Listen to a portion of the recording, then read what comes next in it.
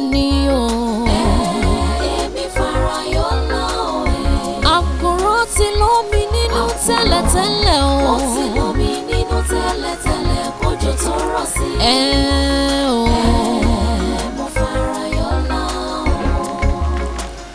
Dọ́gbandọ́gba kọ́ lọ́lọ́run pín dúkìá.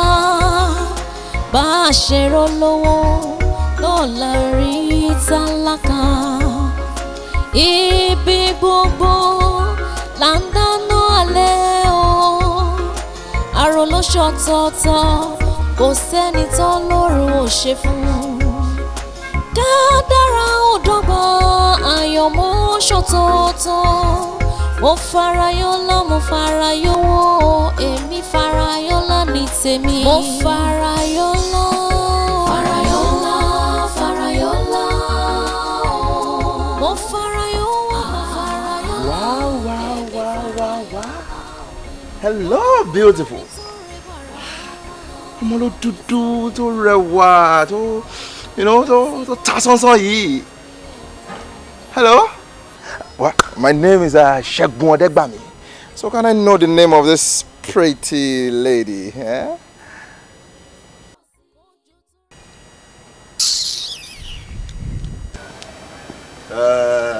Ọgọ́ fakọ sí ni iníṣẹ́ gragra ló ń pè yẹn. Ojú àtúnra rí fakọ sí ni.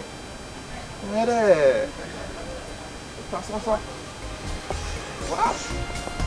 Agbéraga ọmọ gbégbéraga ń gbé ní ṣánlẹ̀ o.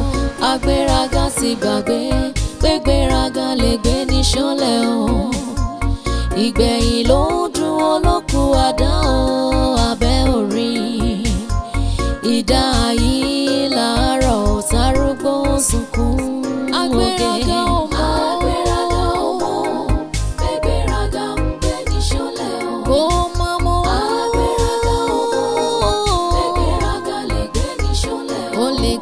Ṣánlẹ̀ abẹ́ òráyé ìjà yìí láàárọ̀ sárúgbó sunkún ọ̀gẹ́.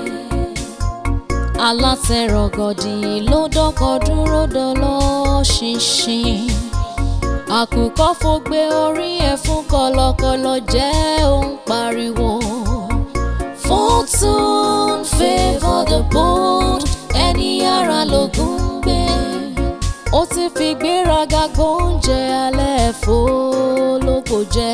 Agbéraga ọmọ gbégbéraga ń gbé ní ṣánlẹ̀ o. Àgbé ní ṣánlẹ̀ o. Agbéraga ọmọ gbégbéraga lè gbé ní ṣánlẹ̀ o. Ó lè gbé ní ṣánlẹ̀ o. Ìgbẹ̀yìn ló ń dún wọn lókù àdá o. Ẹ ò ráyé bí. Ìjà yìí láàárọ̀ sárúgbó sunkún ọ̀gẹ́. Àmúkún ẹrù ẹ̀wọ̀ olókèlè ń mọ̀ ẹ́ òun sálẹ̀.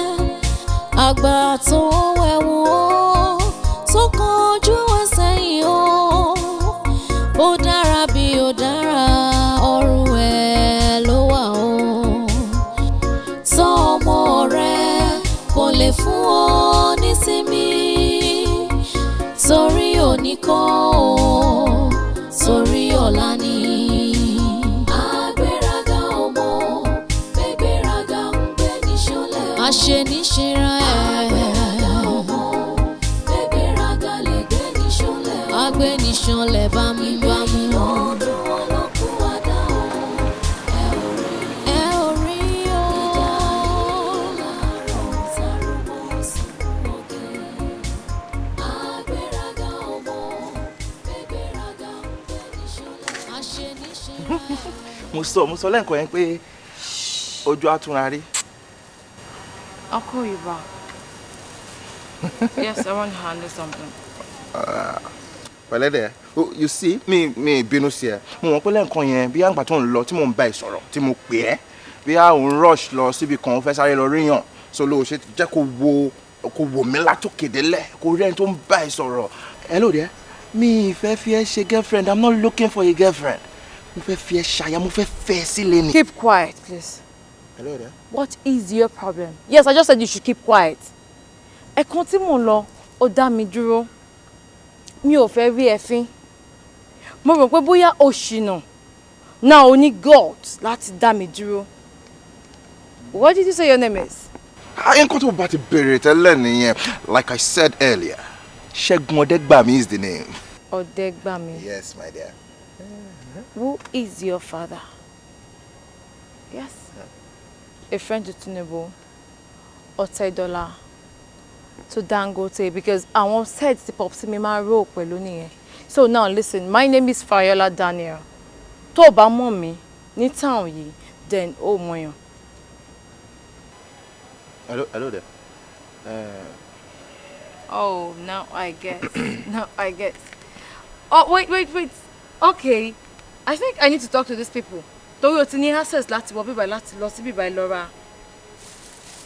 Shit, Dolores. This kid. Just keep quiet. So you think you can just see me? Like, only stop Farayola láti bá mi sọ̀rọ̀. Like, do you want to toast me? I don't get. Nǹkan tó wọ̀. Ó dàbí rag. Ó dàbí ọmọ ọ̀dọ̀ mi gan ò lè wọ nǹkan tó wọ̀ yìí. Gateman mi gan ó stand, as in he is standard. You won't stand here and talk to me. Hello there. Hello. You know, mo kàn wò pé are compatible. You get it? Okay? So I Shut up. Now, listen to me and listen carefully. When I talk, you don't talk. People like you don't talk. Ó yẹ kó wà níbi tó ti ń gbé pọnpọ́n, ó níṣẹ́ right. Torí tó bá níṣẹ́, ó ní máa sáré tẹ̀lé obìnrin kiri ní time yìí.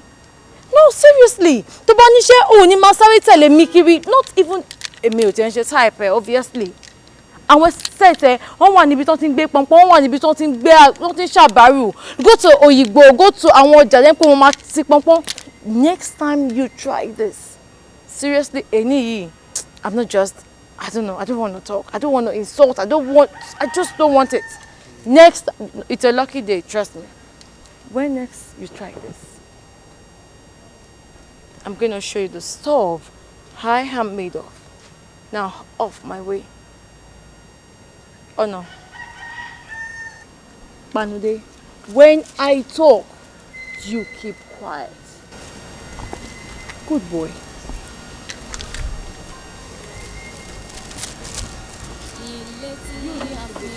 Oh hell, Mama, bye.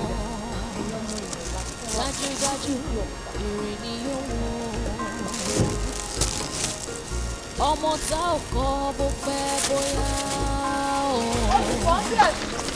Mo gbá ìdánù. Adélé ta àkọ́ta o. Ọ̀gẹ̀dẹ̀ ń bàjẹ́ má sọ pọ́npọ́n. Bad trees does not yield good apple. Ẹ̀panu kọ̀kẹ́ bọ́mọ wí. Bá a ṣe bẹ́rù làwọn mọ̀. Farayola. Ó yẹ kí n gbá ìdánù. Orí ẹ̀ ti dàrú. Wọ́n mọ̀ fún lọ́sàn-án àwọn òde sílẹ̀kùn àbí. Jọ kí ló ṣe ẹnu? Are you mad or something? Ibo ló wà látẹ̀gàn tí mo ń hàn. Ìmọ̀bìnú mo jìnnà sí gẹ̀ẹ́dì. Oh God. Ibo ni Popsi ti rí wèrè yìí ná? Ìmọ̀bìnú mo jìnnà sí ní. Wait, just hold on, keep quiet. Tani pé wọ́n lé mi bọ̀ níta nǹkan. Kò mo dé hàn for the past how many hours? Ó wà ń bẹ̀ ó sọ pé kí n má bínú. Are you mad or something? Mo jìnnà sí gẹ̀ẹ́tì ni. Okay, it's fine, it's fine. Ọ̀gá mi yọ. Hey, just keep quiet. Ìṣojú mi ló ṣe wá síbí báyìí. Ìṣojú mi náà ló ṣe wá Ìmọ̀bìnú dákun.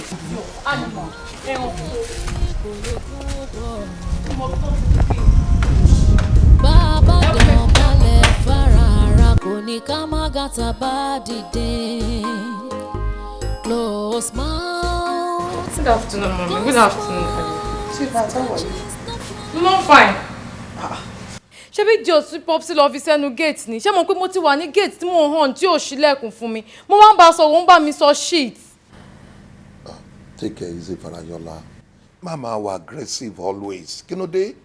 Mi ò ti sọ̀rọ̀ ẹ̀ fún yín severally ni. Mo ní kẹ́ ilé bọ̀bọ̀ yìí lọ. Ó máa rude gan. Still, má jẹ́ ká encourage ọmọ wa. And by the way, where are you coming from? Daddy, ṣé bí mo jáde lọ ni? We just kan ló wá lọ ask me out. You need to see the way the guy. Oh my God, mommy, you need to see him. He's smelling. Oh, not odor. Wọ́n lọ ask me out. Oh God. Farayola. Farayola. Yes, Dad. mi ò fẹ́ understand ẹ̀ mọ́. Ṣé ó fi pé ilé dáàdì ẹ ló máa gbé títí tó fi máa darúgbó ni? Ó máa lọ́lé ọkọ náà. Ìran ọkùnrin dẹ̀ ló ń róbìnrin tó ń toast ẹ̀. Ti yẹ ní pé mo gbà ó, mi ò gbà ó. Fine. Nígbà tó kì í ṣe lákìrìbọ̀ tó. Ṣé nǹkan tẹ́ máa sọ nìyẹn? Ohun tí mo rò pé ó yẹ kí n sọ nìyẹn. Gẹ́gẹ́ bí bàbá. Mọ́mì, tẹ́ bá rí kó tún lo perfume, kó wo designer. But trust me, mo fojú ẹ̀wọ̀n máa bó. Ọkọ mi nǹkan tó ṣe is the best thing. Ó yẹ kó gba next time ó máa gba etí ẹ̀. Why? Why? Ó ti rí pé kì í ṣe same same class now. Please next time you make sure you tear his clothes. Kó yaṣọ ẹ̀ mọ́ lára tó bá lè rọjú fi ọwọ́ ẹ̀ kan aṣọ ẹ̀ mọ́ tó bá lè rọjú o wá try but make sure kó ya o ṣí sí o. Mama Farayola. Ṣé ó yẹ kó máa support ọmọ ìfúnrú nǹkan báyìí? Because ẹni tọ́mọ ẹ̀ ń sọ ìwọ fúnra rẹ̀ ò tí ì rí ò ní wọn sí ń kíláàsì kan náà wọn ń ṣe the same thing ṣé ó fúnra rẹ̀ rẹ́ni tó ń sọ̀rọ̀ ẹ̀ ni. mi ò ní láti rí náà ṣé bóun ló ń sọ ẹgbọ́n òun ló ń report ẹ̀ fúnra wa ó ló scruffy ó dọ̀tí ó rùn irun ẹ̀ ta kókó sọ́ọ̀sì náà mo ti imagine bó ṣe máa rí o ní kí n mọ̀ mo ti imagine fúnra mi bó ṣe rí. Daddy, you guys need to see this guy. Emi embarrass ẹ o. Mo walk out, you trust me now. I know. That's why you like this. That's why I love my mommy. Always saying what I do. Babe, it's better. Mo fi ojú ẹ̀ wọ́n bo. Mommy, you need to see this boy. He's a boy, he's not even a man. Yeah. Kolo perfume. Oh God. Ampite tó ń boom. Kolo designer, kolo CK, kolo Louis Vuitton, kolo Tommy Hilfiger, kolo Prada. Oh God, that's what asked me out. Oh God, mommy, I want to die. Mama, they need to so let me get here. No one hard to it. Actually, mommy, orí ẹ̀ ti yẹ o mo ko smart. Babe. Mo lérò pé o ti gbà wípé next week ni birthday. Ta ló bí mi tí ọ̀rọ̀ mi pa kékeré? Èmi gbàgbé birthday. Èmi as a person, mi ò lè gbàgbé birthday rárá. So, you don't have any problem with that. Mo á fẹ́ kó fún mi ní something special. Mi fẹ́ nǹkan tó fún mi last year. Something special. Oh yeah, I'm here. Something special is here. Farayola. What's up? Fine, sure. Ó ti wá dà báyìí. Ẹlẹ́rù ló máa gbé ẹrù ẹ̀ níbi tó ti wúwo. So, ìwọ ni kó sọ fún wa kí ni nǹkan tó fẹ́ fún birthday. Nothing much. I'm thinking. Okay, Bídèmí, jẹ́ ká ṣe báyìí. Mi wo ṣe list àwọn nǹkan tá bá manage fún party yẹn. Finance aspect yẹn, I'm cool. I'll pay everything. Really?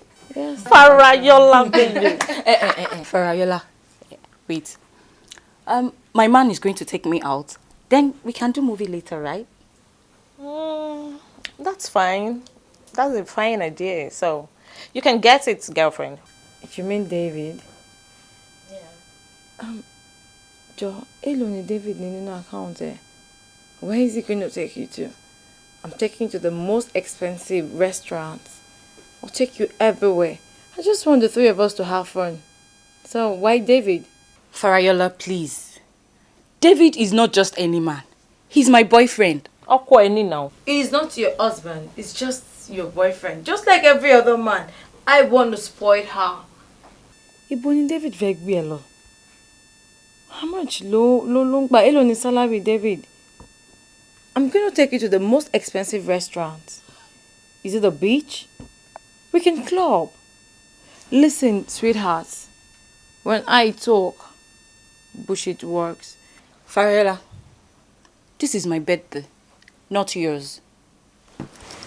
Listen, I just want to spoil my friend. Bídèmí, mo ní owó, mo ní orúkọ, mo ní ipò. When I'm talking, David can't talk. Kò matter, birthday ni. Jẹ́ kó decide fún ló ní birthday, kí ló dé? Whatever. Bá a ṣe rolówó, lọ́la rí tálákà.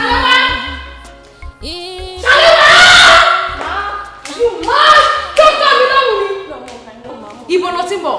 No, mo kàn ló mo lọ sọ́jọ́ fún yín. Are you mad or something? Sonu kitchen yẹn ló wà. Will you keep quiet? When I'm talking, you keep quiet. Má dúró lé mi lórí. No! Dìde. Kí ló ṣẹlẹ̀? Mo ní kó fọ panties mi ò fọ. Mo ní kó tidy your bed mi. You come here. Are you stupid? Wọ́n náà come kúlẹ̀. Come here. Dìde. Now, this way. You must be stupid. My friend, go do what I ask you to do. Come back here! Go to the kitchen, I'm hungry. Fool, come here! Get me a drink. I want a drink. Okay, my mom. Fool. Hey! Be fast! Okay, mom. Kí ló fa irú? Kí ló ṣe wà Farayola tẹ́ tó ń dọ́kọ́ mọ́ mi máa pariwo? Má fún blood pressure jọ o. Wọ́n ní pé kí n lọ bá wọn fọ aṣọ wọn. So ìgbà tí mò ń fọ wọ́n ní pé kí n lọ tidy up yàrá wọn náà. Then ìgbà tí mò ń ṣe yẹn ni wọ́n ní pé kí n lọ. Gbẹ́nu òṣì sọ́hùn kó gbẹ́nu sọ́hùn èwo ló kàkàkà ẹlẹ́jọ́ òṣì bẹ́ẹ̀ máa rojọ́ ni tó máa tẹ́wọ́ ẹni tó bá rí á ní nǹkan tó fún ṣe kìíní kan tí ì bá ṣe bẹ́ẹ̀ ni wọ́n ní kò fọṣọ wọ́n ní kò ó lè ṣe gbogbo ẹlẹ́ẹ̀kan náà ni. Bẹ́ẹ̀ ni kí ló ṣe é bó ṣe ń fọ́ndì wàá kúrò díẹ̀ wàá gba sóúnjẹ tó wàá dè máa tẹ́ bẹ́ẹ̀ lọ wàá máa ṣe gbogbo nǹkan yẹn wàá ṣe lẹ́ẹ̀kan náà kí ló ṣe é kí ló lápá méjì fún wa torí ọmọ mi la ṣe gbà ẹ́ sínú ilé yìí o bẹ́ẹ̀ ni nítorí ẹ̀ mo ṣe employ ẹ̀ kó máa tọ́jú ẹ̀ 24/7 iṣẹ́ tó wá ṣe nìyẹn iṣẹ́ tó wá lé ayé ẹ̀ wá ṣe ni kó tọ́jú ẹ̀ ó gbọ́ mi kò ṣe pé kó wá kó fọmọ́lẹ̀ kó máa rán gbá kó máa ráwo kí ni problem ẹ̀ sá máa rojọ́ gbogbo gbà gan náà kí ló ṣẹlẹ̀ gangan bẹ́ẹ̀ ṣe máa ń ṣe nìyẹn tẹ́ bá ti kúrú làákàyè yín ó máa ń sún sẹ́yìn ọpọlọ ẹ̀ ó ti sún sẹ́yìn bẹ́ẹ̀ ni tó bá ní ọpọlọ ní àní máa repeat same thing ojoojúmọ́ làwọn máa sọ wá ṣe kí ló dé lẹ́yìn ìgbà yẹn kí ló wá ṣe. Ìgbà tí wọ́n bá mi sọ̀rọ̀ wọ́n wá fọ́ mi létí ni. tó bá fẹ́ dé àbí kan ṣe èyí ló ti fọ́ etí ẹ̀ tó lè wá sọ di gbàgbàrà tó fọ́ etí tó bẹ̀rẹ̀ sí sunkún àbí kí ló ń ṣe ṣé yẹn náà rírí torí ó kígbe ń sìn tó ṣe bí ìgbà tó yẹ pé ṣe náà pa ẹ́ èyí ló ti ń fọ́ etí ẹ ni èyí ló ti ń fọ́ etí ẹ etí ló sì fọ́ ẹ kò tí ì fún ẹ lẹ́sẹ̀ kùn kójú ẹ yí kó yí dà kó yí bo stupid girl wọ́n wá ti gbà mí lẹ́nu ẹjọ́ òṣì tó máa rò ó kẹ́ máa rojọ́ wò wá bí ṣe ń wẹ̀ yìí ó máa lọ bá wá lọ bẹ́ẹ̀ tó o bá ti bẹ́ẹ̀ tí o bá ti gbọ́ o ti dáràn o dáràn ọmọ reason mo máa dá ẹ padà síbi tí mo ti mú ẹyin má bẹ̀ mí ìwọ tí wọ́n mọ̀ pé mo máa bẹ̀bẹ̀ kí ló dé tí wò ó ṣe nǹkan tí wò ó máa ṣe nǹkan tá a máa fi máa bú ẹ cause o ò ní sense bẹ̀bí sẹ̀ mo ní kó bá bẹ̀bí mọ́ ṣé ò sí wá ṣe tuntun yàrá mi ṣe. Má lọ ṣe é sí. ara nǹkan tá à ń sọ nìyẹn o ò ní ṣe because kí ni ọpọlọ short person ló ní lílí put òṣì orí dáńkú bíi jamaina why say we go and do it wá bíbà ó lè má dìde níbi lórí kókó sí lọ sínú yàrá kókó gbogbo boxers dáàdi pátá gbogbo ẹ̀ pátápátá kókó sínú washer tí ó bá wù ẹ́ kó kó àwọn colours tira wọn kí gbogbo ẹ̀ run tí ẹ bá ẹ tó bá ń gbọ́ gbèsè ó dé ìrandíran ẹ̀ lẹ́ máa sọ owó ẹ̀ bẹ́ẹ̀ ni mo sọ fún ẹ torí boxers dáàdi designers ni wọ́n. lọ́ọ́ ṣe kíní fún mi wá bì bọ́sì bì mo ṣe kókó lẹ̀ síbẹ̀ wo sórí yàrá mi tó máa clean yẹn rug mi hoover ni kò lò ó gbọ́ mi kó máa lo brush òṣìkọ àbí kó lo gbálẹ̀ kó máa kàn sí ó máa lo hoover ni tó máa hoover ẹ̀ mo fẹ́ rí anything tí bá rí kíkan rí kan funfun kan lórí rug yẹn wá gbà ó sì wà ń bẹ̀ ni. wá bì í kúnlẹ̀ síbẹ̀ yẹn lẹ́yìn mọ́ínmọ́ín la máa jẹ tó bá dẹ̀ máa ṣe mọ́ínmọ́ín yẹn kó make sure pé àwọn ewé yẹn ó pọ́n wọn ó nìt tó bá ń rọ ẹ̀wà mixture rẹ̀ tó bá rọ sínú inú ewé mọ́ínmọ́ín tó bá ta sí etí ẹ̀ tí mo wá ṣí ewé mọ́ínmọ́ín tí mo fẹ́ jẹ mọ́ínmọ́ín tí mo wá ń rí kíní mọ́ínmọ́ín létí ẹ̀ kíní ẹ̀ máa ń rí mi lára ó máa irritate mi tí bá rí o ti kú o kú ni mo sọ fún ẹ yẹn o ó yá kò ṣe mọ́ínmọ́ín yẹn fún mi náà kò sì kúrò náà bá bẹ̀ àbí kan ṣe ẹ̀ mi kò bá bẹ̀ mi. ẹ wo ẹ má bínú jàre ẹ wo mo sorry gan àwọn ọmọ ìbọn yẹn má ṣe ni àsọnilẹ́nu ni wọ́n o asọnilẹ́nu ọmọ ni wọ́n ẹ wo nǹkan tá a ṣe yìí àtúnmáṣe lọ́la àmáṣe àìmáṣe lálẹ́ ìkílẹ̀ tó ṣùkà tó sùn àìmáṣe ìjà yìí àìtúnmá kọ̀tínú ẹ má bínú mo sọ́ọ̀rì gàre. ọ̀rẹ́ mi ó tọrọ máa ń wà lẹ̀ kéèyàn má bára èèyàn sọ bóyá kẹ lọ gbọmọ kan mọ́mọ yìí kán lè jọ máa ṣiṣẹ́ nítorí iṣẹ́ ìpọ̀ o láàárín 3 minutes tí mo fi wà ń bíbá iṣẹ́ tẹ̀ ẹran mọ́ ìpọ̀ o bẹ́ẹ̀ ṣe ń ran lọ báyìí lẹ́ẹ̀ran bọ̀ báyìí lẹ́ẹ̀ran lọ báyìí tó bá kàwé gan-an bóyá ló lè rántí gbogbo nǹkan tẹ́ ẹ sọ fún lórí ìjọ dúró yẹn a máa ṣe mistake púpọ̀ jù bẹ́ẹ̀ ni tábàdẹ̀ tún wò náà Farayola tá à ń sọ̀rọ̀ ẹ̀kọ́ ń ṣọmọdé Farayola ń lọ lé ọkọ láìpẹ́ tó bá dé lé ọkọ báwo ló ṣe fẹ́ ṣe gbogbo iṣẹ́ tó bá ṣe ń lé ọkọ a lè wo pé nítorí ó jẹ́ ọmọ ọ̀dọ̀ ká máa tọ́ ká má lè tọ́ bí ọmọ tiwa àbí iṣẹ́ tẹ̀ ẹ̀ràn ọmọ ìpọ̀ o a máa gbàgbé a máa ṣe mistake àbí tí mo sọ pọ̀ jù. mo dáhùn ó wà òkè. ṣé ẹ bínú. kí lẹ fẹ́ rí mi fún yẹn náà. ọ̀rọ̀ góòdì tá a jọ sọ tí mo display sórí display picture ní last week tẹ́lẹ̀ like òun ni mo bá wá kí n tó bá gbé tó wà nílẹ̀ yìí. yẹ o tó ní red hub nínú yìí. ok. bẹ́ẹ̀ni. ok nǹkan tẹ wá bá wá tẹ́lẹ̀ ni. bẹ́ẹ̀ni. mi ì fẹ́ mọ́. kí ló dé ṣé kì í ṣe nítorí ọ̀rọ̀ tí mo. kí ló dé gan.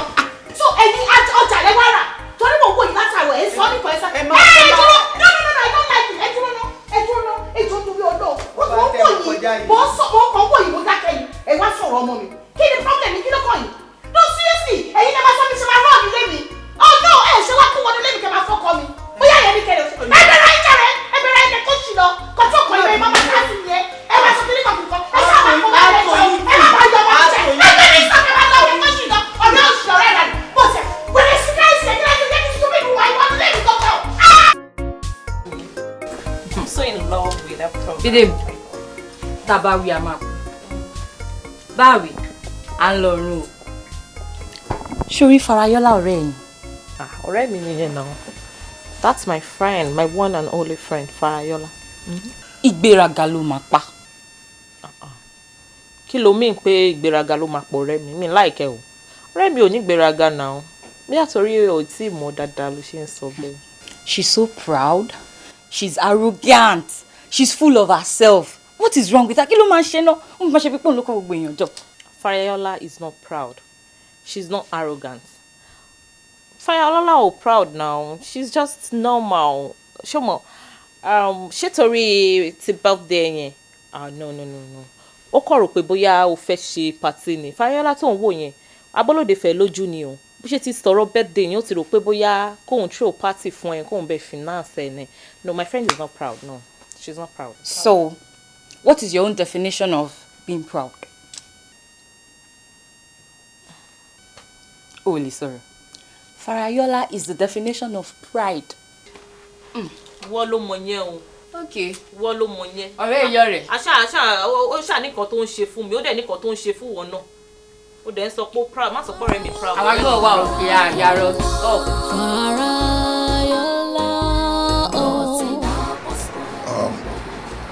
má bínú Michael. Oh, how are you, my daughter?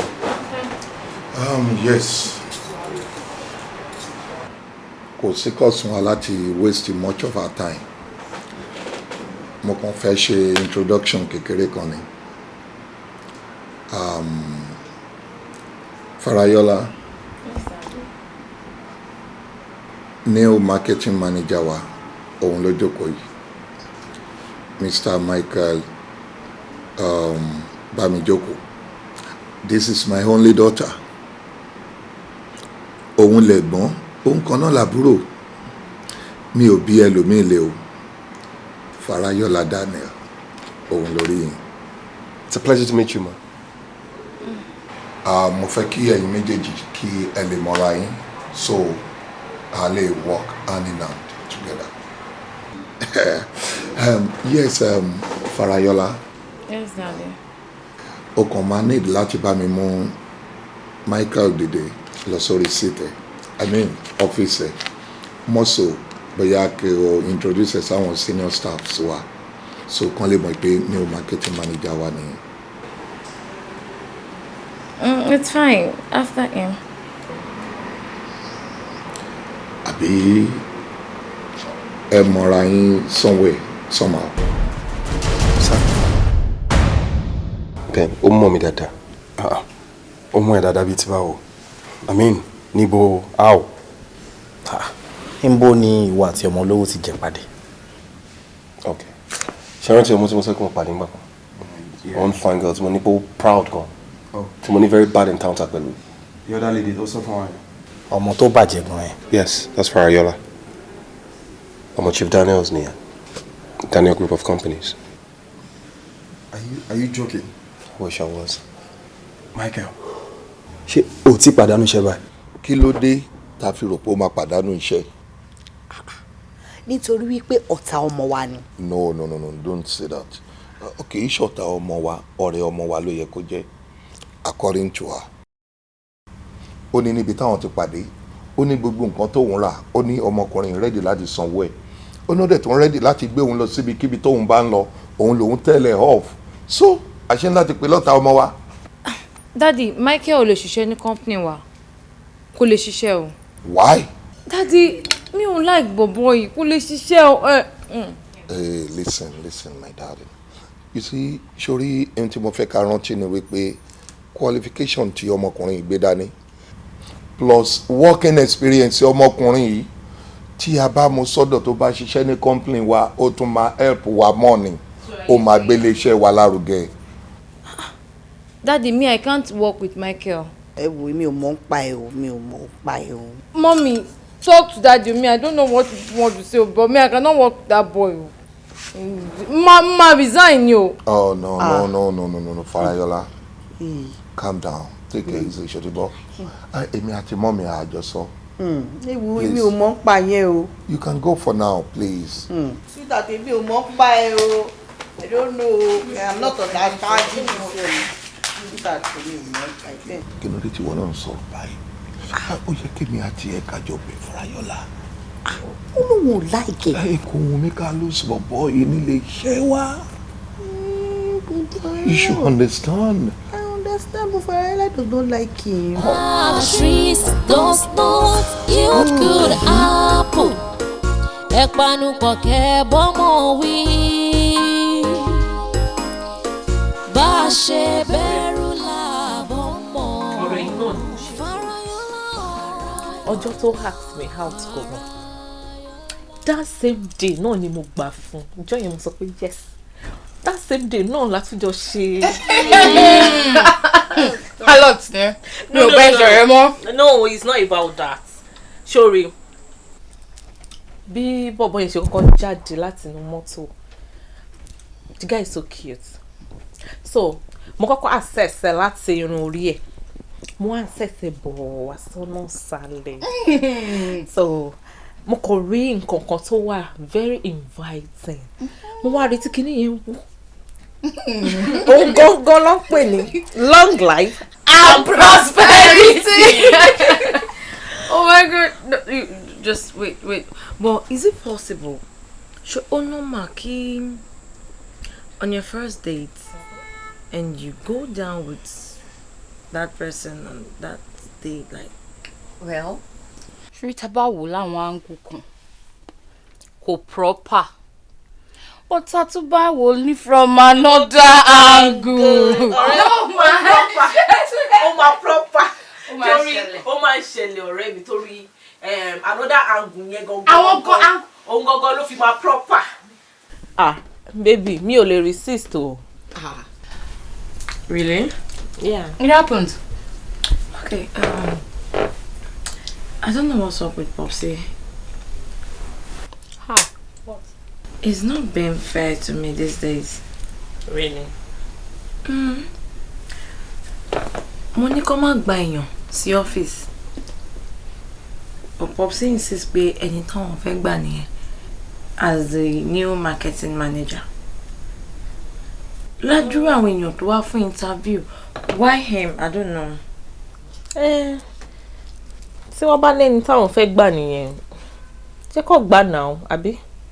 Ó ṣàmà ní nǹkan tí Popsy rí lára ẹ̀, nǹkan tó sọ pé àwọn fẹ́ gbà. And besides, Daddy ní experience jù ẹ lọ lẹ́nu iṣẹ́ yìí. And so, ó máa ní kọ̀kọ́ tó rí lára ẹ̀ kó tó lè sọ pé àwọn fẹ́ gbà. So, there's nothing bad about that. I don't know. Farayola, wait. How does it affect you? Farayola, Farayola, Farayola, Farayola, Emi Farayola, Emi Farayola, mi sore marati mo yo jedani beni o. Good morning, ma. Good morning. This is Adba of Nigeria Limited Fries. Marvelous company, ma. The two are here. The two are here. Ma? Come again, please. Adba of Nigeria Limited Fries, ma. And Marvelous company fries.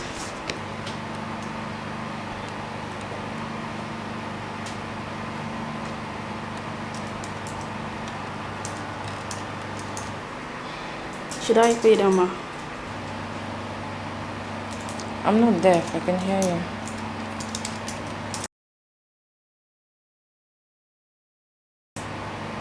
Drop them. Okay, ma. I didn't ask you to leave. What files did you drop? Adba of Nigeria Limited and Marvelous company fries.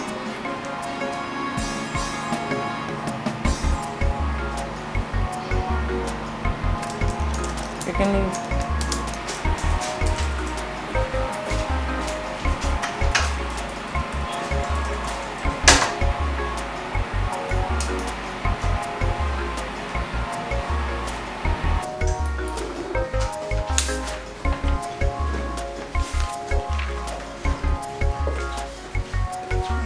Báwo? Ṣé o ti parí file tí mo gbé fún ẹ? Not really, but I barely know. Okay, because you need it.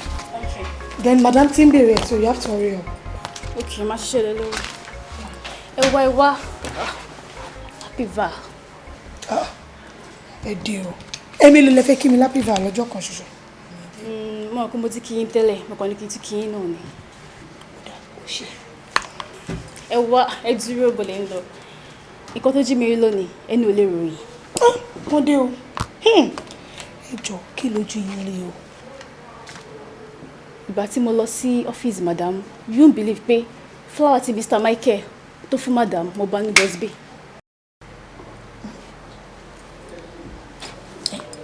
Flower tí Mr. Michael fún ọ̀gá madam ó wà nínú dustbin. The mouth is mightier than the sword, ẹnu mú jabẹ lọ.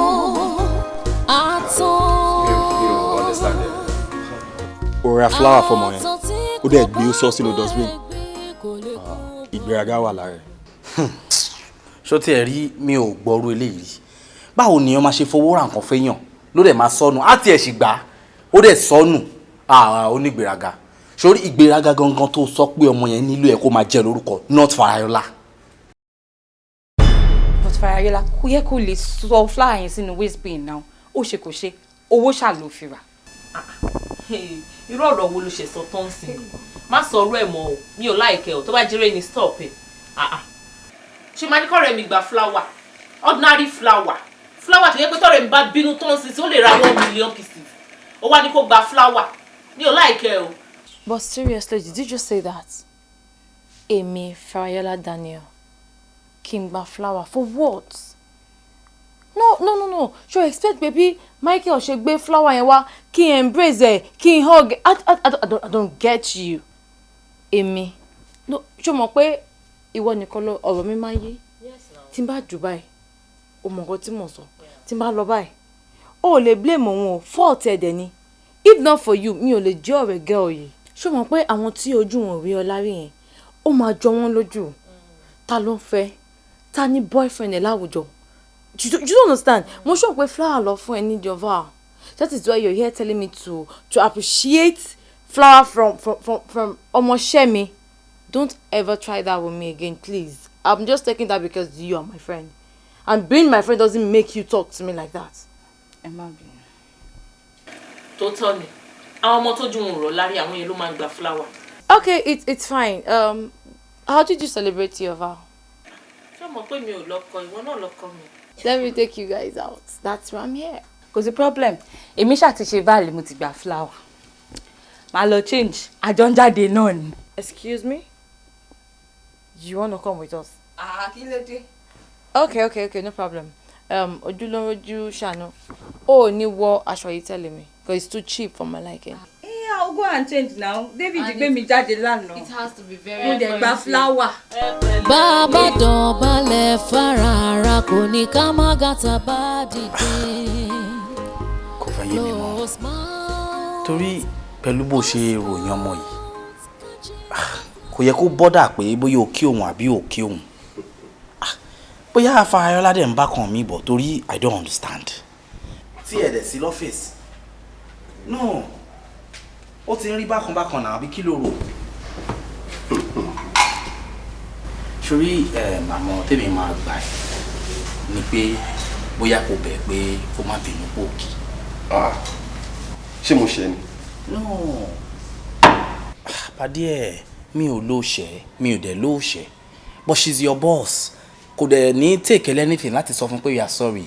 It's not gonna hurt you. All right. Michael,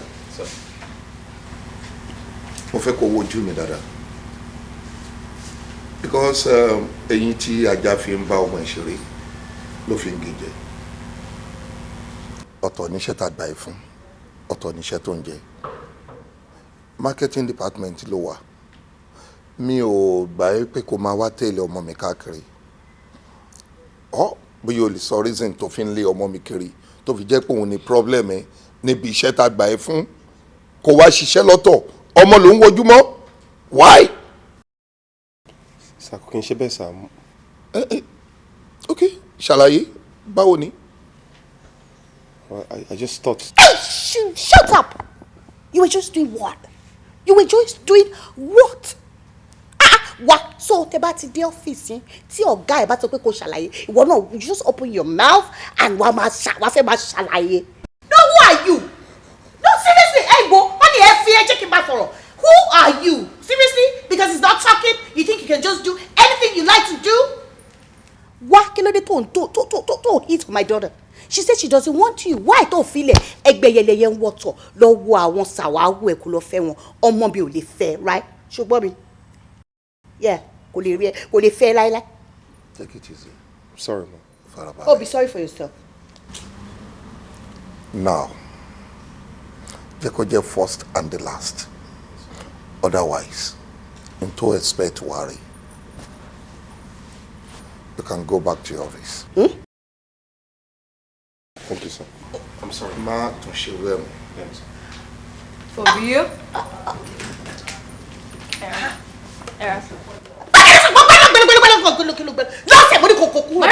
Get out. Look at her. No, wait, seriously. Just like that? Kókó máa lọ. Kí ni ìbá ṣe fún? Ṣé kí n lọ mú àdá kí n bẹ lórí? Ẹgbẹ́ fi mí lè bí o tí ì sọ ọ̀tán náà. Ẹ jẹ́ kí n hit ọ ní mi, ẹ jẹ́ kí n sọ tinú mi náà. Ẹni tí mo explain pé máa ní kí lọ prepare sack letter fún after all this guy has done. Ẹ wá ní kó máa lọ. Ẹ jẹ́ ká bá bọ̀bọ̀ yẹn wí ni ẹ jẹ́ ká bá wí ẹ̀ ní jẹ́ ká ṣe nǹkan tá a fẹ́ ṣe.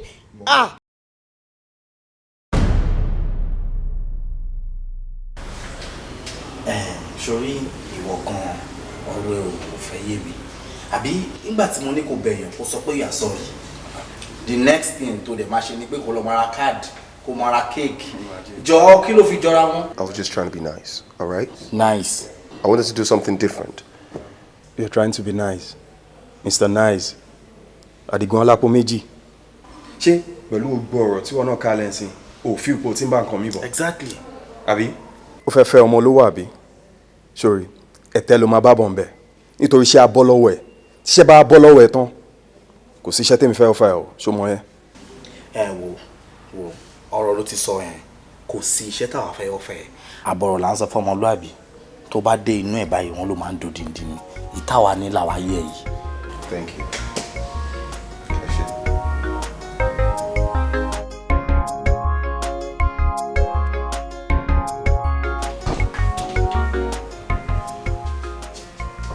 Hey, Don. How's it going?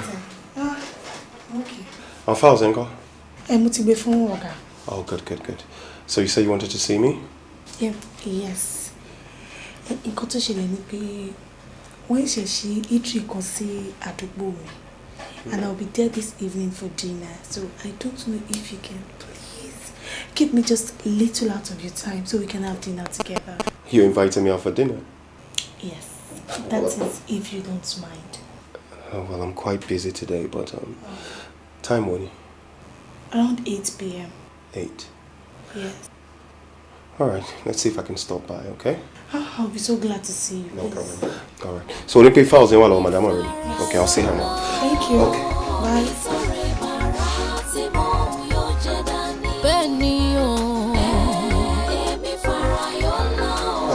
Yes, Michael.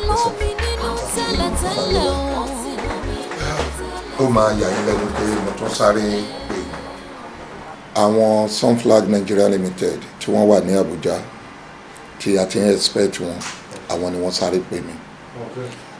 Wọ́n ní ká máa mú proposal wa bọ̀ ní this coming Monday. Wọ́n ní ká wá submit ẹ̀. Ṣẹ́rí pé oríire ní. Ohun tí mo ṣe wá pè yín ni pé mi ò wá mọ ìjọ́ wo ni kí n book ticket yín fún tí ẹ̀yin méjèèjì fi máa lọ. Bóyá Friday, Saturday or Sunday. But Monday, I wanted the proposal. Sunday is fine, Daddy. Sunday evening. Sunday. Yes, okay. Sorry, sir. You said the meeting is on Monday. Yes. So better come on Saturday.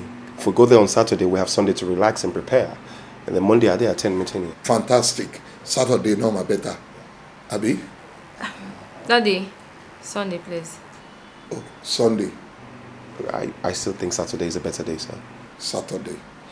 Anyway, èyí tó bá jẹ́ ẹnu méjèèjì, màá book ticket for yín. But in tó important jù tí mo ṣe invite yín ojú pé mo mọ̀ pé ẹ̀yin méjèèjì lẹ competent láti lè defend the proposal yín. So mi ò dẹ̀ ní fẹ́ kẹ́ disappoint me.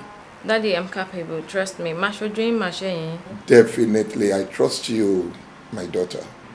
Well, and I'll also give her my support as usual. So I trust you as well. Saturday, shall we feel good? Sunday, Daddy. Sunday. Saturday. Saturday is a better day. Sunday. So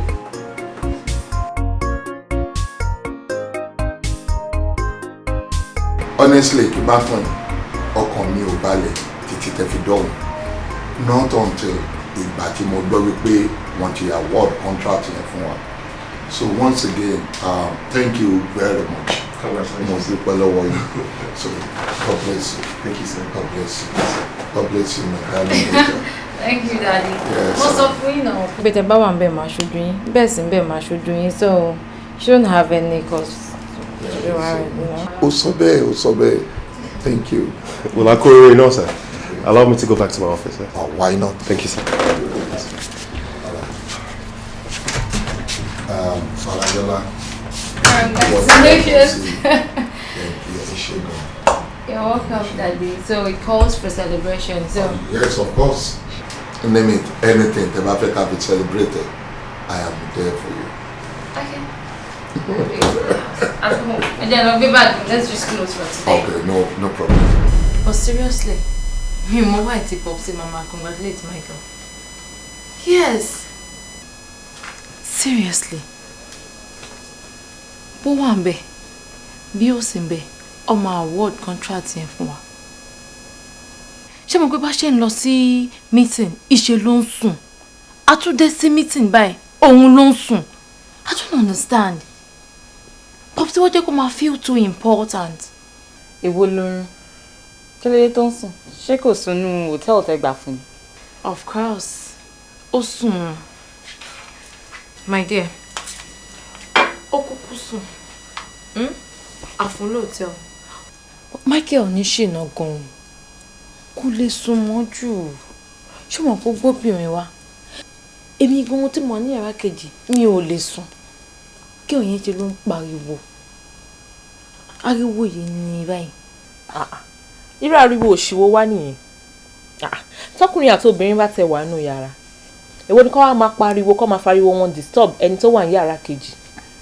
That's crazy now. Bọ̀bọ́ yẹn gbọ́dọ̀ fura sí i. Ìwọ náà sọ bẹ́ẹ̀.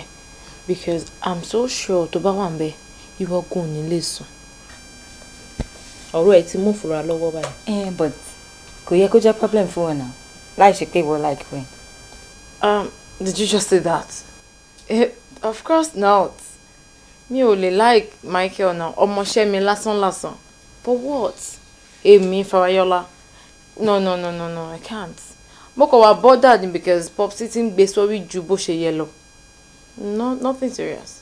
Well, èmi fẹ́ dé supermarket kan tó close. Ẹ máa bára yín yanjú ẹ̀. Get me something, please. Ẹ má gbàgbé nǹkan tí mo rán yín. Juice. Má gbàgbé nǹkan tí mo rán yín. Oh, fún mi lówó yẹn pé. Jọ now. Oh, fún mi pé now. Oh, de jọ.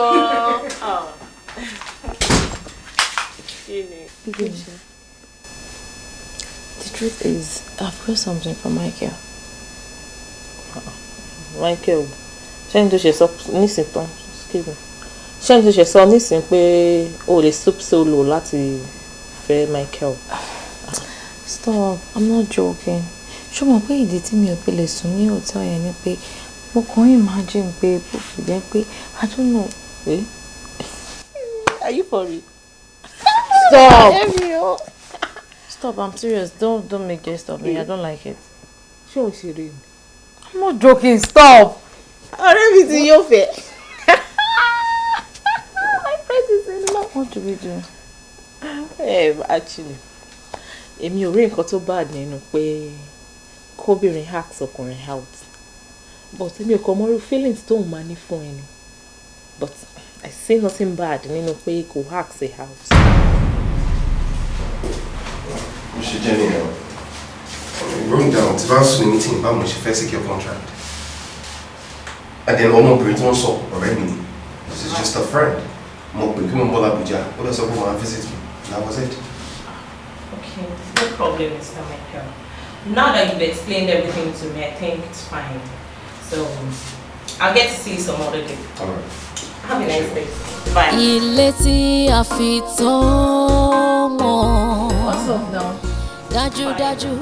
You just can't come my house. Kí ló ṣẹlẹ̀ kankan? Leave that one there. O ṣé o pé lémi ló dé múra wá báyìí? Ṣorí jáde pààyàn sẹ́gbẹ̀ẹ́ kan. Àwọn ọ̀rẹ́ méjì. Mommy. Babes. Mommy. Babes. My boo. Mom. My dear, shut up, Fine, mama. Babes. Where are you going to? Èmi hit town yẹn. Oh yeah. Of course. Mo lọ sí spa. Tí bá kúrò ní spa, mo lọ sọ́dọ̀ àwọn ọ̀rẹ́ mi kan, I pick one or two things. Tí bá kúrò ńbẹ̀, mo lọ sí club. I'm going to have a drink with Mrs. Dosumu right there. For real? Okay, are you driving yourself? Of course, I'm driving myself. We need láti cruise. Cruise de la cruise. Mo láti drive around me because I'm taking my own car. So I got a cruise. You should mama cruise re. What selection to share for me? I come mama listen. Leg over. My baby give me leg over. Okay, check out a You can't come with me. Hey Joe, madam English. No way. You want me to tell him that? Oh no, please, I won't. Mommy, please, can you get me that perfume I talked about? Which one of them? The exclusive. The exclusive. Okay, I'll get it. Your era perfume. Ha! And yeah, mo jike ma tọrọ kolo. Ẹ má pẹ́ o. All right, darling. Okay. Ẹ jẹ́ ṣe ti sọ fún mi kó fún mi lóúnjẹ o because èmi máa dùn pa mọ́ lẹ́nu o. Take care of you. I love you. Love you too, darling. She's just like that. So what's up for you? Ṣorí ọ̀rẹ́ mi. Ibi tá fojú sí ọ̀nà ògbà bẹ̀rẹ̀ lórí ọ̀rọ̀ Michael. Ṣorí ọmọbìnrin tó lóun bá sọ̀rọ̀ yẹn tó feel pé bóyá nǹkan kan wà láàrin wọn. Childhood friend ẹ̀ lásán ni o. Kódà ó explain fún mi. Ó ní àti kékeré làwọn ti máa ń ṣọ̀rẹ́ and ó kàn jọ ń sọ̀rọ̀ lórí bí òun àti ọkọ ẹ̀ bó ṣe jọ máa ń ṣe kìíní yẹn bó ṣe máa ń scream and all. Kọ́tọ́ kan sọ̀rọ̀ ń pa ẹnìyẹn náà kò sí kankan láàrin wọn. Excuse me, how did you know all of this? Ṣebí mo wẹ́ ẹ lọ sọ́fíìsì ni. Ìgbà tí mo wẹ́ ẹ lọ sọ́fíìsì lẹ́yìn tí o sí on set. Òun ni mo rí so mo dẹ̀ fi ọ̀rọ̀ wá lẹ́nu wò stylishly. Ó dẹ̀ sọ fún mi. Don't make him feel too important. I don't like this. Seriously, me ò like it. Ó fẹ́ lọ máa ridicule mi ṣojú àwọn staffs mi now. I would you do that? Kò sí kankan bẹ́ẹ̀ now. Kódà bí mo ṣe bí gan-an, mi ò sọ bí ìbá pé bóyá èmi àti ẹ ti jọ ń sọ̀rọ̀ rí. Àwọn àti sọ̀rọ̀ débẹ̀ or something. Kò lè mọ̀ now.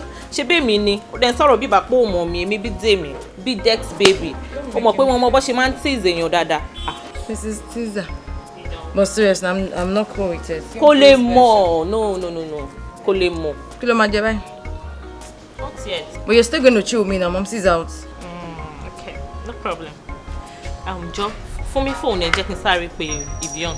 Oh, ní credit náà ni gbogbo káàkiri ẹ ṣáà gbà. Gbogbo káàkiri ẹ tún ní owó láti ra káàdì. Michael ló tún fi ṣe wallpaper. Let me have my phone. Ọ̀rẹ́ mi. So o ti ń yóò fẹ́. Baby. Will you stop? Stop. Stop. Give me my. Let me have my phone. Ọ̀rẹ́ mi ti yóò fẹ́ o. Give me my phone, John. Get out. Ọ̀rẹ́ mi ti. Má worry, má pe Michael nsìn, má sọ fún. Má sọ fún ọ̀rẹ́ mi ti yóò pé in fact picture ẹ̀ gan ló fi ṣe wallpaper o. Worry. Let me stop. Ojú ẹ̀. Love one thing. Fún mi phone mi jọ. Love one thing. Happy birthday to you.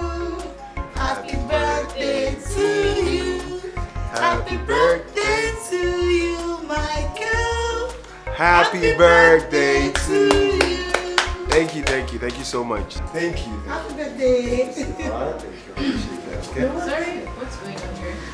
Madam, today is Mr. Michael's birthday, so we're celebrating with him. Mr. Michael. Who is Mr. Michael?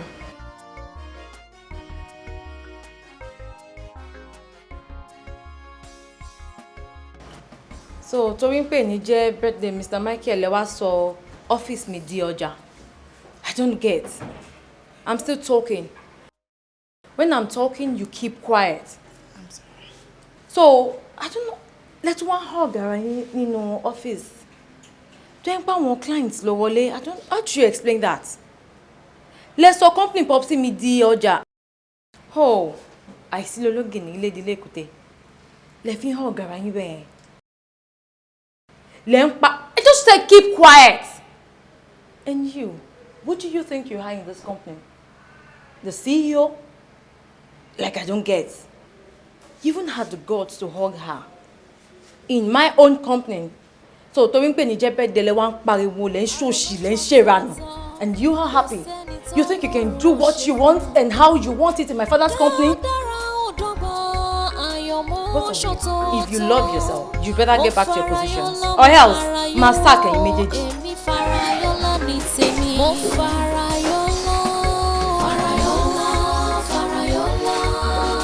Thanks for the cake, okay? I guess I'll be taking it. Distance.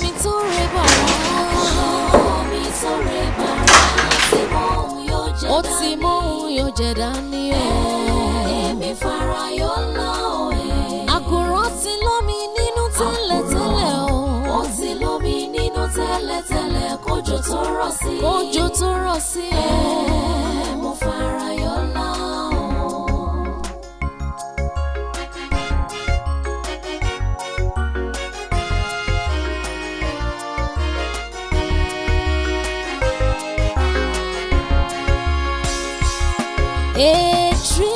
Ìwọ ṣáà ti fẹ́ mi ní list gbogbo èyí èèyàn tó máa wà available for party. You give me the list. Numbers àwọn èèyàn tó wà lọ́fíìsì tó fẹ́ wá fún end of the year party. Fún mi ní nǹkan tẹ́ fẹ́ jẹ preferences. This is what you want shrimp, you want gbogbo menu yẹn fún mi. And I'll plan everything according to what you want. Mommy, do this for me. Ẹ̀yin list gbogbo nǹkan tẹ́ bá fẹ́, máa transfer owó sínú account mi. Okay, ìgbéraga bẹ̀rẹ̀. Ẹ fún wa ní 20 million. 20 million? Mommy, kí là ń ṣe?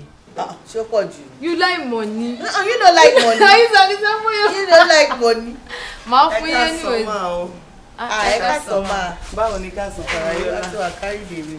A kú ọ̀rọ̀ ọjọ́ sí ẹ má bínú ọjọ́. Ìyẹn ti tán. Gbàdébì ti sọ lórí fóònù àti ó ti parí ó ti kúrò lẹ́mìí mi. Èmi ò bá yín jà mú. Ẹ fi ìwé tí máa ń bínú ẹ̀ máa wọnú bíbá ẹ̀ wá. Ìjọ́ ìjọ́ lè jẹ́ kẹ́ wọlé láéláé. Ẹ mọ̀ pé àti ìrora lẹ́yìn ìgbà ẹ̀. Mi ò bínú. Òun náà nìyẹn ń sìn ṣẹ́rí. Kò dá kí ọ̀ máa jà. kálàṣì ń jà sí ni òun náà fẹ́ ṣe end of the year party lọ́fíìsì bẹ́ẹ̀ni mo need jewelries èmi ò ní attend o but mo need jewelry fún occasion yẹn tí mi ò ní attend.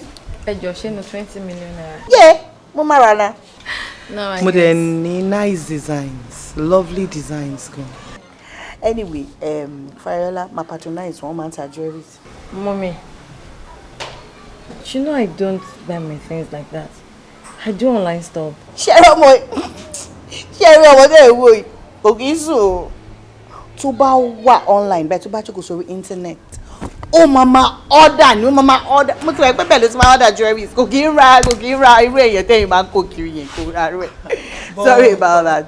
Ẹ mọ̀ pé mi náà wọ́n order lọ́dọ̀ mi látorí online. Mommy, no. Your machine business. Don't do fake things. She doesn't do fake things, sorry. I don't sell fake things. She doesn't sell fake. In fact, tó bá try àwọn designs tí mo ní you love. No, Cookie, ó lè wo kò ní kò lè patronize ẹ báyọ̀ ra yìí lè kò ní rà. Bó ṣe sọ yẹn tó ti sọ yẹn nǹkan tó bá ti sọ ní final. Tó bá sọ pé òun ò fẹ́ nǹkan kò fẹ́ kò sí kan tẹ́lẹ̀ sọ kò lè change mind ẹ. Máa fi oríṣiríṣi design tó yẹ pé tó bá rí báyìí. In fact, wọ́n máa bí ẹ pé bolo ti ra ni which is better than the one online. Ẹ wo Farayola lè tó lè patronize ẹ báyọ̀ ra yìí lè. Kò lè báyìí rà. Okay, let's do this. I'll give you one. When you see it, if you don't like it, order online. Sori dinner ti complain yín fẹ́ ní lọ́la yẹn. Mo fẹ́ kó jẹ́ pé ibẹ̀ gangan ló ti máa sọ ẹ̀dùn ọkùnrin fún Michael. Sori mo fẹ́ kí entrance wa lọ́la kó jẹ́ side of attraction. At least everybody to wà ńbẹ̀ fún bí 20 or 30 minutes. Mo pé time yẹn tá bá wọlé gbogbo ojú máa wà lára wa. Time yẹn náà kí wọ́n náà fi ẹ̀fí sí o kó wá máa rọ́ kó máa rọ́ so that everybody máa rí ẹ. So wá mọ̀ pé ọmọ sí ìhò ti dé. Mo dẹ̀ fẹ́ kó aṣọ tó máa wọ̀ lọ́la kó jẹ́ very long dress tó máa wọlẹ̀. Bó tẹ̀ jẹ́ pé short dress lèmi máa wọ̀ ó mọ̀ pé mi ọ̀rẹ́ I'm just a friend so tọ́dọ̀ tèmi ò wà necessary but aṣọ tí ẹ gangan kó jẹ́ long dress. Wait, Bídèmí. Ṣé o gbàgbé pé Farayola ló sọ̀rọ̀ ni? Farayola Daniela. Oh my God. Oh, ní láti ṣe nǹkan tó ń sọ fún mi. But my problem is, how do I get to talk to Michael tomorrow? How do I get to express my feelings? Very simple. Ṣebí ẹ̀yin méjèèjì ẹ ṣáà tí kiri àrí ẹ dẹ̀ tí sọ̀rọ̀ síra yín rí. Ṣorí tó bá ṣe ti wọnú party yẹn ṣo mọ̀ pé complaint party ni and obviously daddy máa fẹ́ sọ pé kó sọ̀rọ̀ kó address àwọn members tẹjọ wà ńbẹ̀. So I want you to make use of that opportunity láti propose torí èmi rí kan tó bá nínú kóbìnrin ask ọkùnrin how to you can do that tomorrow now. Bídèmí, are you not getting it? I can't ridicule myself. Níwájú àwọn staffs yẹn. I can't bring down my personality. I can't. Personality. Ṣé ní tètè fi ń ṣe wallpaper? Ẹni tó yẹ pé screen saver phone ẹni. Àbó ti bá gbogbo ṣe máa ń sọ fún mi pé o máa ń dream about bẹ́ẹ̀ méjèèjì o. Ẹ ṣe máa jọ ń ṣe lójú àlá o. Àníkè ni ẹni tó ti dream about pé ẹ ti jọ ṣe wedding. Are you joking? Bídèmí, just shut up. Just shut up. Ó máa ṣe. Shut up. Better make use of that tomorrow. Go bá sọ nǹkan tó fẹ́ bá sọ because èmi ò rí nǹkan tó bad nínú ẹ̀. Kò fẹ́ dún ọkùnrin hàn sí ni pé yes you are in love. Let him know you truly love him. And I'm sure Michael máa gbà náà. Ó máa gbà náà ṣé ìran ẹ̀ lówó rí ni. Ẹni tó jẹ́ pé he will be the happiest man on earth tomorrow when you propose to him. Are you joking? Wait, but seriously, do you want me to talk to him about it? Of course, yes. So if Popsi about to be making Jaro, I should just... Yes, now ask him out. Propose to him. Do everything now. Are you sure about this? Yes, yes. Are you so sure about this? Of course, baby. Mr. Lecky on the beat. Give me bago. Richie the liar. See we are coming from the ghetto. We know the fun, we know the rich. See we are balling from the ghetto. We know the fun pussy, we know the rich. That some of them will just they look. And me I just they look some of them.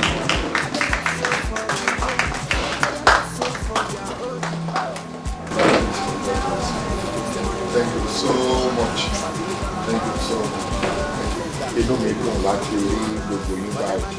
And you see, ìgbà yìí ni inú mi dùn tí ara mi yá gágá. And of course, tí mo bá ti ń rí ẹ̀yin òṣìṣẹ́ inú ilé iṣẹ́ mi, inú mi máa ń dùn ni. Because bí ò bá sí ẹ̀yin, kò sí èmi. Ẹ̀yin ni wọ́n ń pè ní Olagak Group of Company. Ẹ̀yin ni ẹ̀ ń blow orúkọ yẹn tí gbogbo ayé fi ń bọ̀ round the world. So mo dúpẹ́ lọ́wọ́ yín nítorí wọ́n ní bí ẹrú bá dúpẹ́ a tún máa rí mi gbà. Mo kàn ń fàsìkò yìí sọ fún yín pé ẹ máa hello you're welcome. How are you doing? Ẹ pẹ́ díẹ̀ o ṣe ti bọ́ but still ẹ ṣì bá. Mo fẹ́ pe Michael bá mi jókòó. Mi ò pé fún anything ju wípé kí n tún dúpẹ́ lọ́wọ́ ẹ̀ lọ because láti ìgbà tó ti wọ inú ilé iṣẹ́ wa Olagak Group of Company ní ilé iṣẹ́ wa tún ti gbòòrò sí so ẹ jọ̀ọ́ ẹ bá mi fún ní àtẹ́wọ́ kí ẹ lọ dúpẹ́ lọ́wọ́ ẹ̀. Maybe you have one or two things to say. Sure, absolutely. First of all, ẹ ká dúpẹ́ lọ́wọ́ Ọlọ́run fún pàdé wa yìí. Ká tún wá dúpẹ́ lọ́wọ́ dádì wa, MD CEO of the company. Personally, I thank you, sir. It's been a pleasure and an honor for me to serve you. Thank you so much. Thank you. Ilé-iṣẹ́ ò ní jóná. Then sir, lókè làwọn máa lọ. Also, who would I be without you guys? The staff, my colleagues, ẹ̀yin ni ẹ gbé mi débi tí mo wà, ẹ̀yin lẹ gbé ilé-iṣẹ́ débi tó wà yìí. Together, àfọwọ́pọ̀ wa kọ̀, òun ló gbé wa débi pa. Thank you so much. Mo dúpẹ́ lọ́wọ́ yín. Also, I would like to take this opportunity to call on somebody very important to me. That's my friend. Reason being, Nick, this person has been there for me times without numbers. I remember àwọn ọgbà tó jẹ́ pé iṣẹ́ gan sú mi tí màá wò pé ṣé kí n fi iṣẹ́ lẹ̀ òun ni ẹni tó dúró tì mí. I would like to call on Bolanle. Yes, you. Bolanle. Thank you so much for your support. I'd like to seize this opportunity.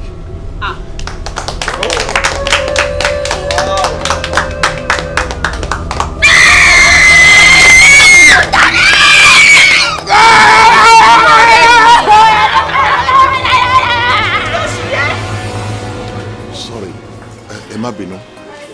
Ẹ kàn fún mi ní ìṣẹ́jú díẹ̀, please. Go on. I'm coming. Agbéraga ọmọ, gbégbéraga ń gbé ní ṣánlẹ̀. Agbéraga sì Ẹ dárúkọ mi. Kí ni tèmi ń bẹ̀? Kí ló ní pé mo ṣe? Kí ni reason why tó ń pè mí? Ká má parọ́, Farayola nífẹ̀ẹ́ o, ṣùgbọ́n àwọn ìwà tó kọ̀ wà lọ́wọ́ ẹ̀ ni. The truth is, I've heard something from Michael. Michael, ṣé ní tó ṣe sọ nísìnyí tán? Ṣé ní tó ṣe sọ nísìnyí pé o lè stoop solo láti fẹ́ Michael? Stop, I'm not joking. Ṣé mo pé ìdí tí mi ò fi lè sùn ní hotel yẹn ni pé mo kàn imagine pé bó fi jẹ́ pé I don't know. Are you for real? Stop! Stop, I'm serious. Don't make jest of me. I don't like it. Ṣé o ti rí? I'm not joking. Stop! Ọ̀rẹ́ mi ti yóò fẹ́. My friend is in love. What do we do? Actually, èmi ò rí nǹkan tó bad nínú pé kóbìnrin hacks ọkùnrin out. But èmi ò kọ́ mọ́rú feelings tó ń máa ní fún ẹni. But I see nothing bad nínú pé kò hacks a house. Jọ fún mi fóònù ẹ jẹ́ kí n sáré pé Vivian. Ó ní credit náà ní gbogbo káàkiri ẹ ṣàgbà. Gbogbo káàkiri ẹ tún ní owó láti ra káàdì. Michael ló tún fi ṣe wallpaper. Let me have my phone. Ọ̀rẹ́ mi, so o ti ń yóò fẹ́. Baby. Will you stop?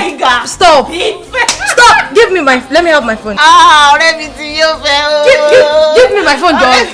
Get out. Ọ̀rẹ́ mi ti. Má worry, má pe Michael, má sọ fún. Má sọ fún ọ̀rẹ́ mi ti yóò pé in fact picture ẹ̀ gan ló fi ṣe wallpaper o. wàá rí. Bídẹ́mi stop. ó bá ojú ẹ̀. love one thing. fún mi fún mi jọ. love one thing. Farayola ò mọ̀ pé ìbí òjò bí bá a ṣe bẹ̀rù òun náà la bí ọmọ. Ó nífẹ̀ẹ́ kọ̀kọ́ mọ bó ṣe máa express ẹ̀. Kò sí ẹ̀ṣẹ̀ nínú kí obìnrin nífẹ̀ẹ́ ọkùnrin kó dẹ̀ sọ fún. Èmi rí ìfẹ́, mo dẹ̀ mọ ìwúlò ìfẹ́. Ṣùgbọ́n Farayola rí ìfẹ́, kò mọ bó ti lè roko ìfẹ́ kó lè gbòòrò. Kò sí ẹ̀bi kankan lọ́wọ́ tèmi. Ẹni a wí fún kọ́lọ́run ọba jẹ́ kó gbọ́ ni.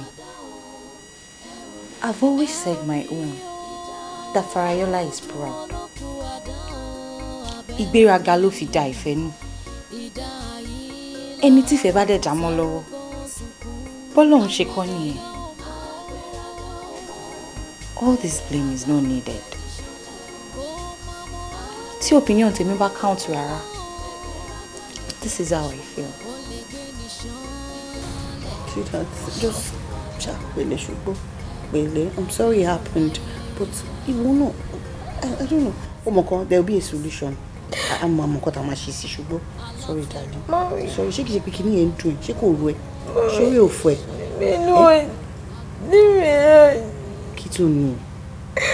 I love my girl. I know you love him. Ó ti ṣẹlẹ̀ ẹ̀ pẹ̀lẹ́. Ó mọ̀ tá a máa ṣe. You know what we're going to do? Àdúró kí dáadé ẹ̀ dé tí dé bá ti dé, a máa sọ fún un. Daddy should sack that girl. A máa ní kí dáadé ẹ̀ sack ẹ̀. The guy should propose to me. Ìwọ ló máa fẹ́. Lórí ọ̀rọ̀ ilẹ̀ yìí wà. Ẹ tó yìí wà lórí pé ẹ̀ ń deceive ara yín. Ìwọ àtọmọ ẹ at this junction. Pẹ̀lú gbogbo àdánwò tó dé bálẹ̀ yìí. Àbí ìwọ ò mọ̀ pé ìwọ ló fẹ́ fa ìfàkúfà sọmọ ẹ lọ́wọ́ báyìí. Ìwọ ló ń ba yé ẹ̀ jẹ́. Don't you know? Ó ba yé ọmọ ẹ̀ jẹ́ tán. Ó wá tún yìí ń sọ pé dáàdì máa sáàkì ẹ̀, dáàdì máa ṣe. Èmi nílé ayé mi. You see? Ara ń tà ń sọ nìyẹn. Mi ò understand ẹ̀yin obìnrin. Mi ò mọ ohun tó fà á tó fi jẹ́ pé oúnjẹ alẹ́ yín ihun tó yẹ kẹ́ jẹ ẹ̀kọ́ máa fi run mú. Ó wá gbé oúnjẹ alẹ́ fún lógbòjẹ́ tán, ó wá ń sunkún. Ṣé bí ìwọ ló kọ́kọ́ wálé ló sọ pé o ò fẹ́ràn ọmọkùnrin yẹn? O náà love ẹ̀, o náà nífẹ̀ẹ́. Now kí ló wá fẹ́ kó ṣe? Nígbà tó wá wá olólùfẹ́ tiẹ̀ tán ló wá ṣe ń sọ wípé ìgbà yẹn ló máa fẹ́. Of which tí ò possible. Ìyẹn ò ṣeé ṣe. Ṣé bí initially ṣe bọ́ ọmọ ẹ̀ sọ fún ẹ pé òun ò love ọmọkùnrin yìí ni? Ó ní òun ò love ẹ̀, ìwọ náà gbà. Ó ní ká lé ń bi iṣẹ́ tèmi bá ti hùwà òpònú bíi tí mo lé ń bi iṣẹ́ ṣe irú ọdún èdè máa wáyé. Now kí ni wàá ń sunkún ẹlẹ́yà sí? Ìwọ ìyá náà kàkà kó jẹ́ ká panu pọ̀ kájọ bọ́ ọmọ wí with one voice. Tèmi bá ti ń wíru ìwà máa wíru. Ó mọ̀ pé òun dọ́gbọ́n bá yé ọmọ ẹ jẹ́ ni. Ọmọ wo ló dá ọmọ wo ni ò dá? Kí ló dé? Ṣé nítorí pé ó wá nílé tálíkà? Àbí? Ló ṣe ń fi pé kì í ṣe class ọmọ ẹ, kì í ṣe ẹgbẹ́ mo dẹ̀ ń sọ fún ẹ níjọ́ náà. Even yourself, ìwọ gangan alára níbo ni mo ti rí ẹ? Báwo ló ṣe rí nígbà tí máa fẹ́ ẹ? Irú èèyàn wo ló jẹ́? Ṣé level tí mo wà níwọ wà nígbà tí máa fẹ́ ẹ ni? Mo gbé ẹ jáde láti inú ẹrọ̀fọ̀. Mo dẹ̀ fowó tún ẹ ṣe. Now, ó wá déyàn gidi. You are now telling your daughter wípé kò lè fẹ́ àtàpátá dìde. Ó ti gbàgbé pé àtàpátá dìde ni wọ́n gan. Tọmọ ẹ̀ bá ń lérí, a máa léka. Mo dẹ̀ sọ fún wọn, sórí ìgbésí ayé obìnrin. Ẹ ní láti wà very very careful. Ó bá lówó, kò lọ́lá, kó jẹ́ pé wọ́n ló ní gbogbo Nàìjíríà, òun láti tẹríba fúnkọ. Ibì kan dẹ̀ lẹ ti máa ríra yín.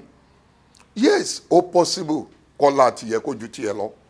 Tó bá fowó tún ṣe, òun náà dẹni yìí láwùjọ. But ìgbéraga ti wọ̀ ẹ́ lẹ́wù. Ọkùnrin kankan ò jọ ẹ́ lójú. Mi ò wá mọ̀, even kọ́kọ́ ẹ̀ gan lówó lọ́wọ́, ó túmọ̀ sí pé o lè mọ̀ wá wù nílé ọkọ. Tóbìnrin ò bá dẹ̀ ti mọ̀ wá wù, kó lè lórí ọkọ. Ìyẹn ò possible kó lè lórí ọkọ. Anyway, mo ti wí tèmi o. Ó wá dára ẹ láàmú títí lórí owó tí ò necessary ó lọ ní accident tí ó bá gbàbẹ̀ tó gbọ̀rún lọ kí ni a fẹ́ máa sọ ṣe lórí pé dádì tún ìbá sáàkẹ́ náà lè máa dúró lé lórí or what? Thank God àdúpẹ́ pé òkú possible ó lè jẹ́ lesson fún ẹ tí wọ́n bá wá ya alẹ́ tí lápá tó ní ò jẹ́ lesson fún wọ́n àwọn tó máa fi kọ́gbọ́n wọn á fi kọ́gbọ́n.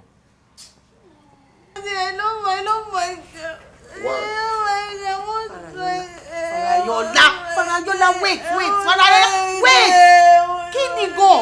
Ṣé ìwọ ò mọ̀ pé mo fẹ́ Michael tẹ́lẹ̀ gan ni? Láti ilẹ̀. Ṣé ìwọ ò mọ̀ pé ó láìkẹ̀ tẹ́lẹ̀ ni? Tó dẹ̀ mọ̀ pé nǹkan tó bá fẹ́ ni mo máa bẹ fẹ́. Tó bá sọ pé yes ni. Tó bá sọ pé no ni. Why? You should have just known from the scratch. Mo fẹ́ bọ̀ yìí now. O ṣe jẹ́ kí dáadé ẹ̀ máa sọ̀rọ̀ sí mi náà. Wọ́n kàn sọ̀rọ̀ sí yọ̀ látara. Finally, leave me. I'm not even playing right now. Leave me talk. Agbéraga ọmọ gbégbéraga ń gbé ní ṣánlẹ̀ o. Agbéraga sì gbàgbé gbégbéraga lè gbé ní ṣánlẹ̀ o.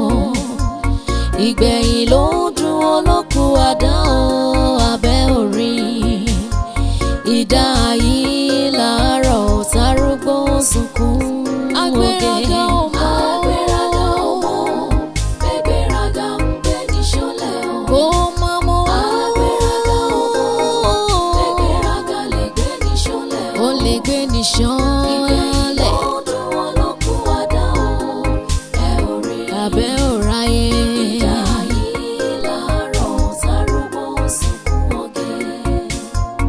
Alátẹ̀rọ̀gọ̀dì ló dọ́kọ̀ dúró dọ́lọ́ ṣinṣin. Àkùkọ fògbé orí ẹ̀ fún kọ̀lọ̀kọ̀lọ̀ jẹ́ òun pariwo. Fortune favour the bold, ẹni ara lògùn gbé. Ó ti fi gbéraga gbóúnjẹ alẹ́ fò lóko jẹ́.